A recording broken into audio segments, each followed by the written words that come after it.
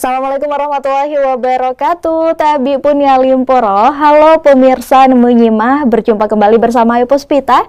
Dan tentunya kali ini di program Nemu Nyimah ada narasumber yang spesial, yaitu seorang sastrawan lisan Lampung. Telah hadir ya di tengah-tengah kita hari ini, Kiai Ahmad Sukri. Halo Kiai.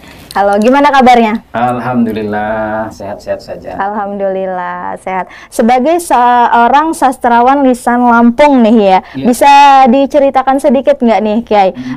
Gimana sih Kiai mulai tertarik untuk menjadi sastrawan lisan Lampung itu sendiri? Iya. Jadi sastra lisan Lampung ya, sastra bukan sastrawan, sastra lisan Lampung. Sastra lisan Lampung ini kan memang hidup di tengah-tengah saya, di tengah-tengah di mana saya hidup, dia hidup. Jadi dari situ saya dilahirkan melalui proses adat, kemudian disampaikan juga atau diketengahkan juga dengan sastra lisan itu.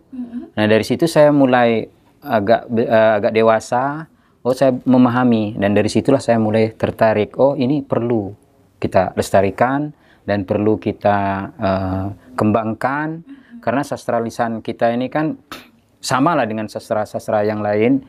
Jadi seperti daerah-daerah di provinsi-provinsi yang lain yang mempunyai sastra lisan, seperti di daerah Jawa. Nah kita tertarik dengan sastra lisan kita ini, karena ini kan menceritakan tentang keseharian masyarakat Lampung, khususnya masyarakat adat, khususnya yang bersuku Lampung. Kemudian bisa kita kolaborasikan dengan bermacam-macam gaya atau musik ya, karena kan sastra lisan itu kan namanya lisan, dia tidak memakai sebenarnya alat. Nah, tapi seiring dengan perkembangan zaman ya, kita akhirnya kolaborasikan dengan berbagai macam alat seperti itu. Iya, dikolaborasikan ya. Itu apa yang menurut Kiai sendiri sastra lisan Lampung itu istimewa itu apa? Oh iya, karena dia mengandung nasihat-nasihat, filosofi, kemudian mengandung semacam magic sendiri ya untuk orang Lampung yang mengerti, memahami daripada sastra lisan itu sendiri kan ya. Kemudian meninggalkan pesan-pesan. Misalnya salah satu contoh ini, misalnya ada seorang gadis yang diambil oleh bujang, karena kita kan adatnya seperti itu. Cewek atau gadis itu ikut dengan yang laki-laki. Nah dari situ biasanya yang gadis ini dibuatkan semacam sastra yang namanya ringget atau pepacur. Nah itu dibacakan untuk nasihat-nasihat untuk dia, kemudian dia akan pergi itu meninggalkan juga yang namanya sastra itu sendiri.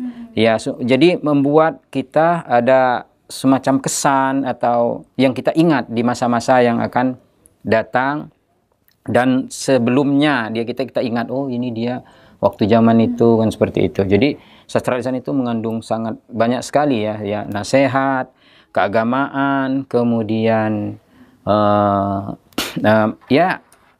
dari segi macam-macam lah ya. Pokoknya apa saja bisa kita jadikan sastra. Karena itu tadi saya sampaikan dari awal, saya hidup di tengah-tengah masyarakat yang memakai sastra tersebut gitu ya. Untuk sejarah dari sastra lisan Lampung itu sendiri bagaimana Kiai? Sejarah sastra lisan ya seperti itu tadi. Jadi dari awal mungkin beberapa abad yang lalu itu ya, kita hidup masyarakat Lampung ini dari berbagai macam buai, suku dan dialek. Kan karena di Lampung kan ada dua dialek ya, ada yang dialek A dan ada yang dialek O. Nah, kayak saya sendiri berdialek O. Nah, jadi semenjak kita sejarah sastra ini saya hidup, itu memang sudah ada. Dari awal dulu memang sejarah sastra lisan ini kan ya, misalnya seperti ini, saat kejadian-kejadian seorang tetua kita atau yang mengerti dengan tulis aksara Lampung itu membuat kisah. Misalnya ada kematian, dia buatkan di situ. Nah jadi hanya ditulis dulu, kemudian setelah ditulis itu, oh ini mestinya kita ada dibacakan. Nah setelah dibacakan itu baru dia, oh jadi pembuat biasanya dulunya kan dibaca biasa aja, kemudian ada pemaknaan dia dibuatkan semacam ini nada atau irama ya, jadi terbentuklah sastra lisan yang lain orang yang membaca, lain juga caranya, seperti itu sejarahnya ya. Untuk sastra lisan Lampung itu sendiri ada berbagai jenis ya, itu apa aja Kiai? Iya, ini kalau saya berbicara dengan di daerah saya ya, daerah tempat saya hidup, khususnya daerah saya di Lampung Tengah, itu banyak sekali ya. Mulai dari waktu saya masih ya bujang-bujang lah, seperti Ayu gitu kan dulu. Itu dulu saya mengenal acara yang namanya ngedio. Nah, ngedio itu ya biasanya dilaksanakan saat gawi adat atau pengambilan gelar adat. Nah, di situ. Kemudian di acara pelepasan seorang gadis yang akan diambil oleh bujang secara adat ini ya, secara adat bumbang ngaji atau bumbang batin ya, bumbang ngaji aja ya. Kemudian nah disitulah dibuatkan sastra atau yang disebut ngedio itu tadi. Tapi ini biasanya yang membacakan ngedionya itu sendiri itu bebandung namanya, bebandung. Kemudian ya bebandung kalau di ngedio itu sendiri.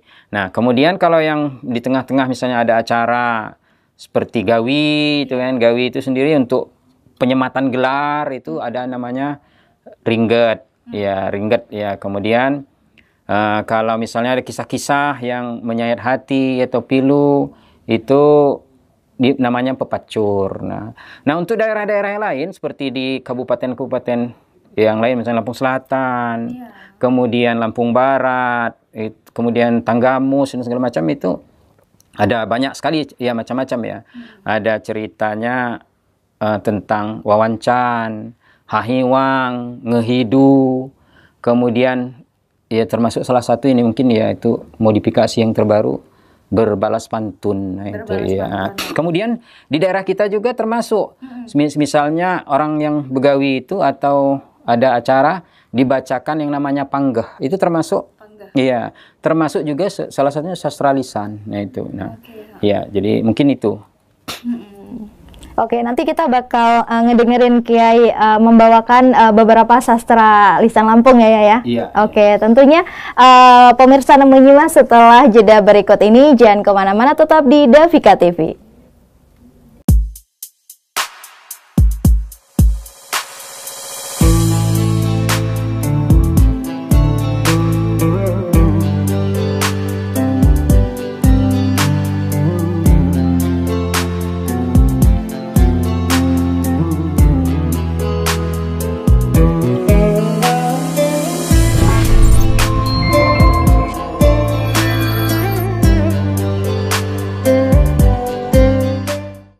Ya baiklah, masih bersama Ayu Puspita, pemirsa menyimak tentunya bersama narasumber spesial kita yaitu Kiai Ahmad Sukri selaku sastrawan lisan Lampung. Oke, masih semangat ya Kiai? Alhamdulillah. Alhamdulillah. Semangat. Harus ya. Iya, harus semangat. Oke, dan untuk next ya, untuk pertanyaan selanjutnya. Nah, gimana sih peran sastra lisan dalam upaya atau ritual adat yang ada di Lampung ini, Kiai? Oh iya.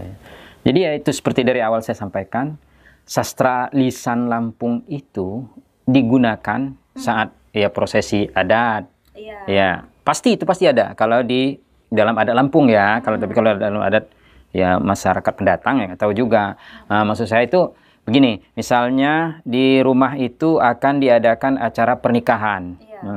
Maka yang namanya tualau anau atau ibu-ibu atau migul-migul itu biasanya sudah menyiapkan itu untuk menempelkan gelar untuk yang perempuan. Nah, ini biasanya dibaca ada canangnya, kemudian baru dibacakan sastra. Itu misalnya dia menempelkan ada hitungannya biasanya sai wo tigo pak dang mak apa gitu kan. Kemudian baru dibacakan ini ada ekornya. Nah, itu salah satu. Itu kalau di daerah saya ya. Nah, itu kalau di daerah lain juga mungkin ada. Misalnya kemudian ada juga saat pelepasan. Pelepasan ini dalam adat besar, misalnya bumbang haji. Nah, bumbang haji ini biasanya ada. Nah, ini yang bikin kita sedih kan. Bagaimana dia dari kecil setelah dia dewasa itu dia dilepas oleh keluarga untuk ikut ke apa namanya keluarga yang akan dia ikutin seperti itu ya, keluarga barunya.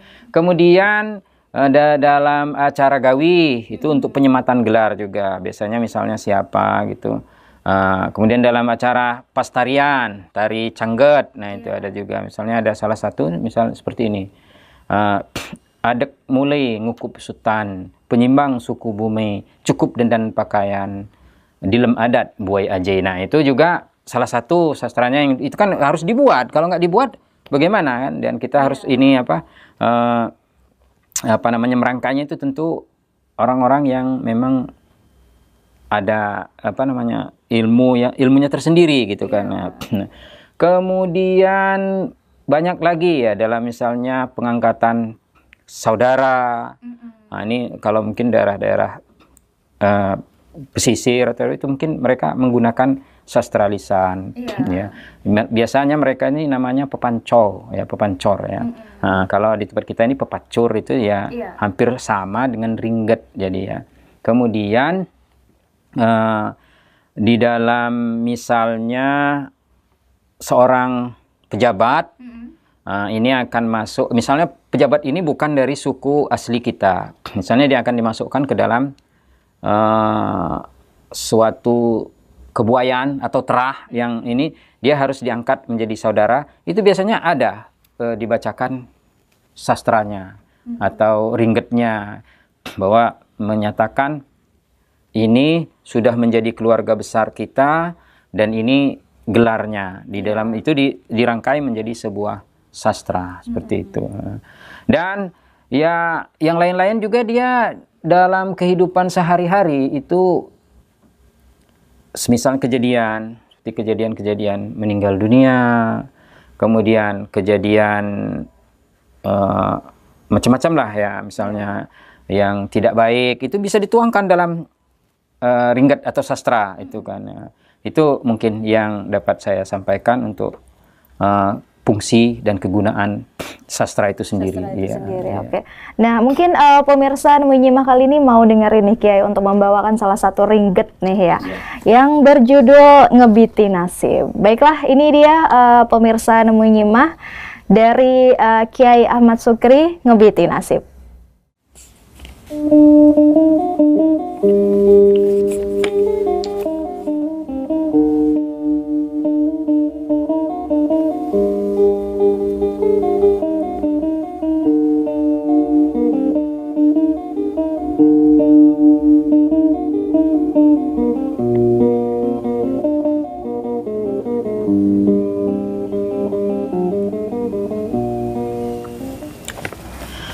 Musim wai serap main gemawai, reng pisan ulun dilibau-bau, gabur jelabat jamo ketibung, nyak turun ngadangken tengguk bayo, jo nipu-tipu kan kasai bubai, kak paling balak di selang lumau, najin mak nigeh kan kirih lukung, anjing kak musai tepandang aku.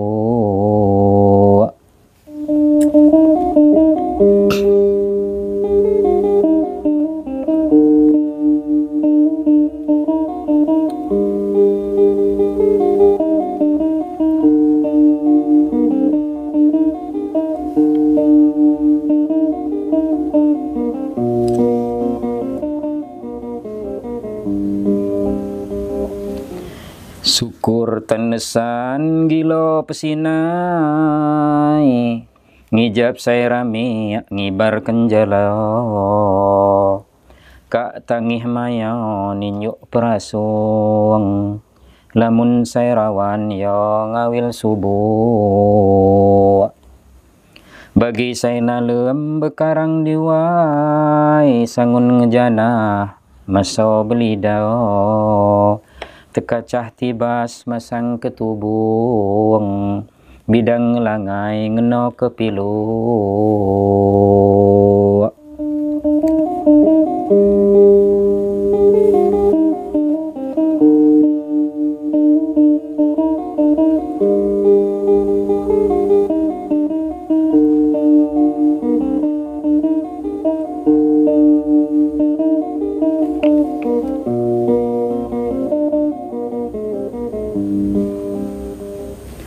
Mula jeng pilih jadi tesamban, mikirkan leku hanya cara tapang.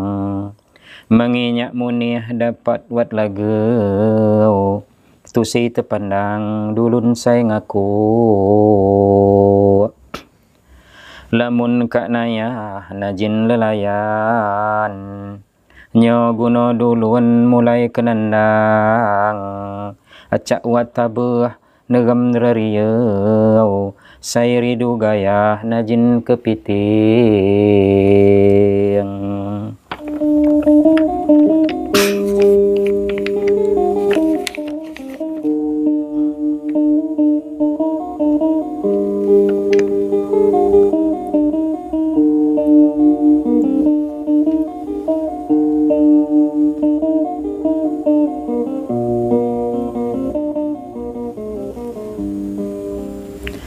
Dang semberanau masang geriang, nyo lagi kurang mu maharau.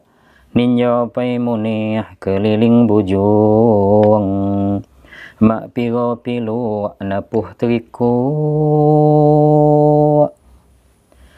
Ngebaca surat cenetik tangan, rembak aku tanau semanjang hari. Layau telayau nah saya rami.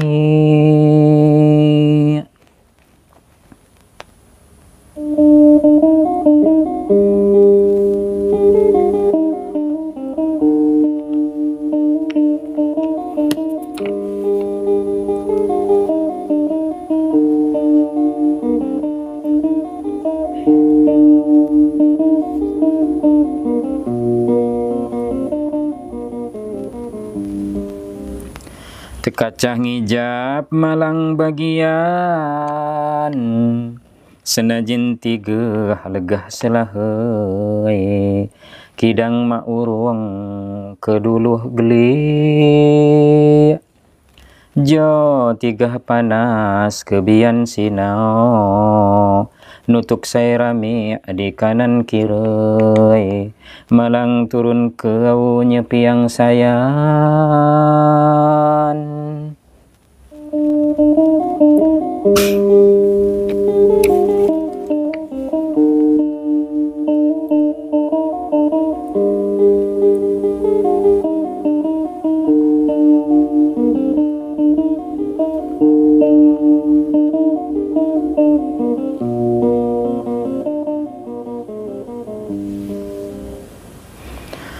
Lu 5 tahun begati bulan, ngebabang pilih penajo pagun. Jo nuak tanau lagi lak bupi, mati memuni cenetik tangan. Ngemis juga mak nyepiang dulun, layau telayus ngenah saya rami.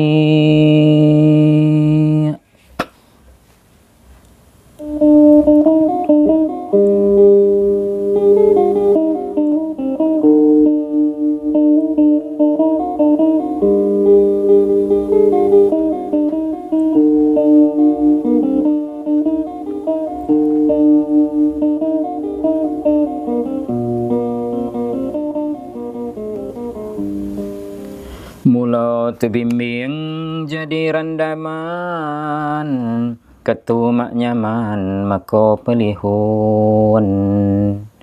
Gemah-gemalah saya nyandang sakit, lamun kiniat ati makmingan, kak nyanah janah cawagam ulun, selam diguyau badan sekali.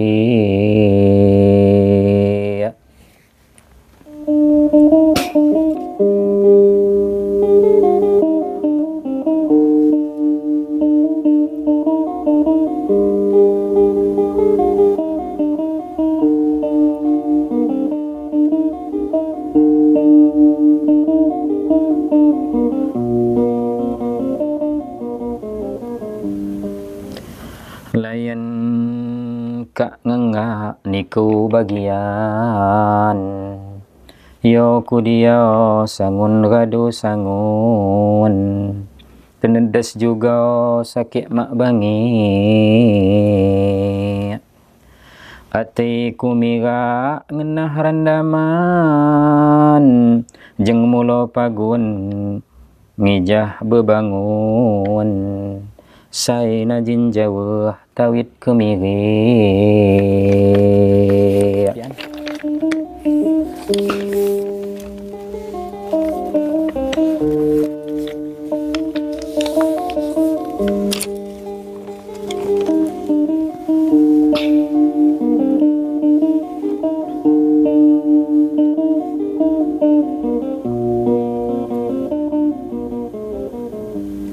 Ya, demikian ringket yang saya sampaikan yang berjudul Ngebiti Nasib. Oke, bagus banget, Masya Allah. Nah, Kiai, kira-kira ringket ngebiti nasib itu apa pesan yang tersirat di dalam ringket itu? Oh, jadi gini, itu mengisahkan tentang nasib seseorang, ya, mudah-mudahan jangan nasib kita ya, yang selalu dalam kehidupannya itu dia mengalami sesuatu yang tidak sama nasibnya, ya memang harusnya memang berbeda. Cuman yang dia rasakan itu ya selalu aja ke dalam kesusahan atau kemalangan. Dalam bahasa Lampungnya itu kemalangan. Malang yang dia dapat itu bukan kota Malang, bukan Malang. Jadi dia tidak sama. Misalnya orang itu sudah punya gambarannya, tadi kan kita digambarkan di dalam ringket itu adalah saat orang lain itu menangkap ikan di sungai, ternyata orang yang lain itu dapat ikan yang besar-besar. Kemudian dia sendiri ternyata hanya dapat ikan yang kecil-kecil, seperti ikan kecil lah pokoknya, yang tidak punya ininya. Jadi mengisahkan tentang, intinya mengisahkan tentang kehidupan yang tidak sama dengan orang lain, atau kemiskinan yang melanda dia itu jauh dari orang lain gitu. Kesusahan ya, intinya kesusahan gitu ya. Memang kalau sastra itu banyak mengisahkan yang susah-susah seperti itulah. Itu yang terjadi dalam kehidupan sehari-hari seseorang. Kita lebih bersyukur ya, Kiai. Iya, nah itu sama lah. Mungkin ya juga dia tidak maksudnya tidak sakit hati atau bagaimana ya dengan takdir, tetapi dia hanya mengungkapkan, oh kenapa nasib saya itu tidak sama dengan orang lain ya, seperti itu. Hanya membandingkan ya, seperti itu, membandingkan. Ya. Jadi mungkin itu. Luar biasa banget, berarti itu sangat menyentuh hati juga sih. Oke, nanti kita bakal lanjut lagi ya tentunya setelah jeda berikut ini. Pemirsa menyimak tetap di Devika TV.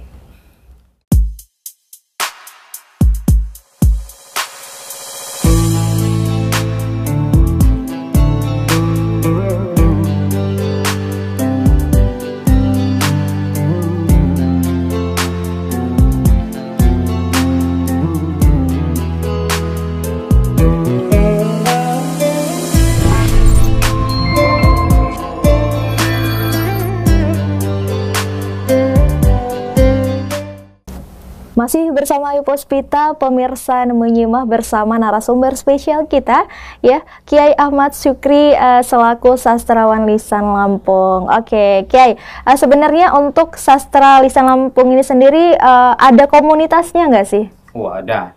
Saya sendiri itu tergabung dalam komunitas Canang Lampung. Ya. Lampung, ya, ini ada di Kota Bandar Lampung. Yang berkiprah ya, pertama kita itu berusaha untuk melestarikan budaya bahasa Lampung, kemudian selain bahasa, kemudian sastra, kemudian pakaian adat Lampung dan lain-lain. Nah, jadi komunitas Canang Lampung ini sendiri dipimpin yang saat ini dipimpin oleh Dr. Isnaini, salah satu dosen di Unila, yaitu di prodi teknik sipil kalau tidak salah ya. Kemudian ada juga Profesor Dr. Zainuddin Hasan, dia ini selaku dosen juga di Universitas Bandar Lampung, sebagai di bidang hukum. Kemudian ada juga Profesor Dr. Ing Admi Sarip, ini di EPKIP. Nah, mereka inilah yang membentuk Canang Lampung. Kemudian yang terakhir yang punya gagasan ide ini adalah Bapak Sutan Dermawan Sutan. Nah, inilah yang punya ide untuk membentuk Canang Lampung ini, sehingga saya juga dimasukkan ke dalam Canang ini, dan sudah berjalan hampir beberapa tahun ya, dari tahun 2018 ya kalau tidak salah, itu sudah berkiprah. Kemudian pernah tayang di televisi, televisi pemerintah itu punya jam tersendiri atau kontrak tersendiri ya. Kemudian di radio RRI Bandar Lampung juga itu sudah. Jadi komunitas ini khusus hanya untuk ya menjaga, melestarikan segala yang berbentuk adat Lampung atau budaya Lampung. Seperti itu mungkin Ibu Ayu. Untuk Canang Lampung itu sendiri ya. Nah, sebenarnya untuk sastra lisan ini ada beberapa jenis sih, Kiai. Banyak sekali. Seperti tadi saya sudah sampaikan, itu banyak sekali ya. Mulai dari kalau daerah kita tadi kan saya sebutkan itu ada pepancur, ada bebandung, kemudian ada ringget.